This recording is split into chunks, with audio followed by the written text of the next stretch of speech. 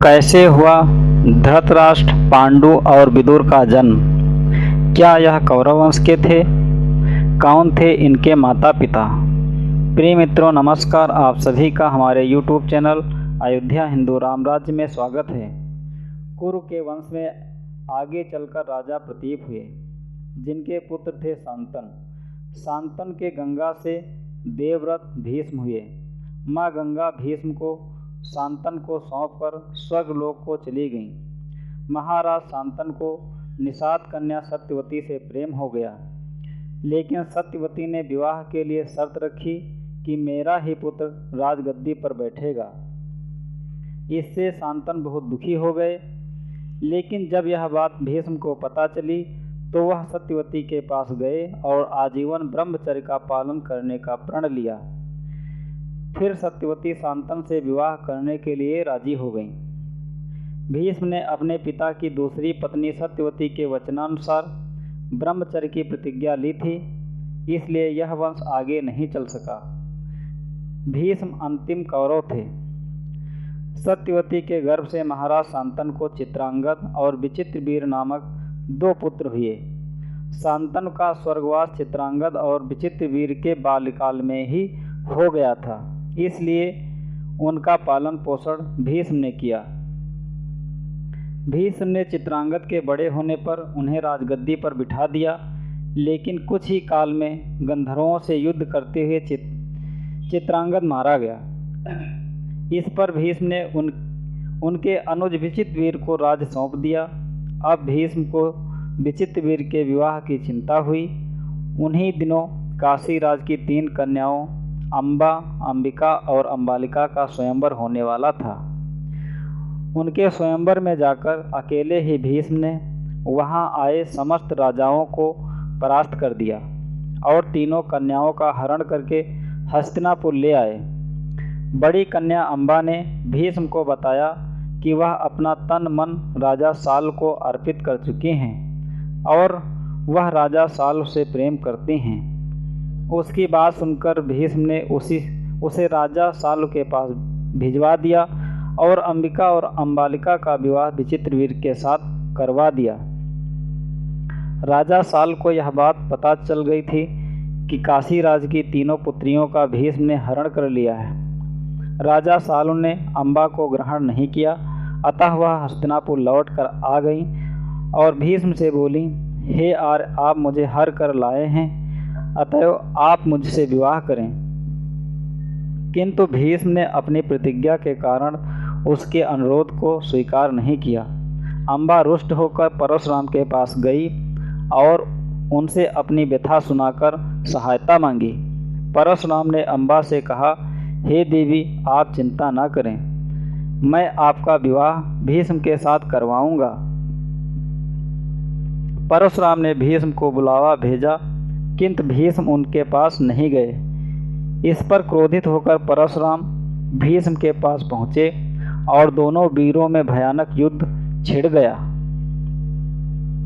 दोनों ही अभूतपूर्व योद्धा थे, इसलिए हार जीत का फैसला नहीं हो सका। आखिर देवताओं ने हस्तक्षेप करके इस युद्ध को बंद करवा दिया। अंबा निराश होकर वन में तपस्या करने चली गई।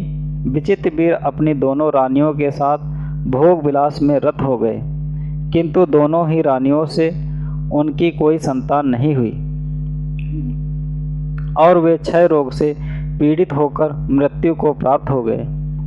अब कुल नाश होने के भय से माता सत्यवती ने एक दिन भीष्म से कहा, हे पुत्र, इस वंश को नष्ट होने से बचाने के लिए मेरी आज्ञा है कि तुम इन दोनों रानियों से पुत्र उत्पन्न करो। माता की बात सुनकर भीष्म ने कहा, माता, मैं अपनी प्रतिज्ञा किसी भी स्थिति में भंग नहीं कर सकता। यह सुनकर माता सत्यवती को अत्यंत दुख हुआ। अचानक उन्हें अपने पुत्र वेदव्यास का स्मरण हो आया। स्मरण करते ही वेदव्यास वहां उपस्थित हो गए। सत्यवती उन्हें देखकर बोली, हे पुत्र, तुम्हारे सभी भाई निसंतान ही स्वर्गवासी हो गए, अतः मेरे वंश को नाश होने से बचाने के लिए मैं तुम्हें आज्ञा देती हूँ कि तुम उनकी पत्नियों से संतान उत्पन्न करो। वेदव्यास उनकी आज्ञा मानकर बोले, माता आप उन दोनों रानियों से कह दीजिए कि वे 1 वर्ष तक नियम व्रत का पालन करते रहें, तभी उनको गर्भ धारण होगा। 1 वर्ष व्यतीत हो जाने पर वेदव्यास सबसे पहले बड़ी रानी अंबिका के पास गए। अंबिका ने उनके तेज से डरकर अपने नेत्र बंद कर लिए। वेदव्यास लौटकर माता से बोले, माता अंबिका का बड़ा ही तेजस्वी पुत्र होगा, किंतु नेत्र बंद करने के दोष के कारण वह अंधा होगा। सत्यवती को यह सुनकर अत्यंत दुख हुआ और उन्होंने वेदव्यास को छोटी रानी अंबालिका के पास भेजा। अंबालिका वेदव्यास को देखकर भय से पीली पड़ गई। उसके कक्ष से लौटने पर वेदव्यास ने सत्यवती से कहा, माता अंबालिका के गर्भ से पांडु रोग से ग्रसित पुत्र होगा।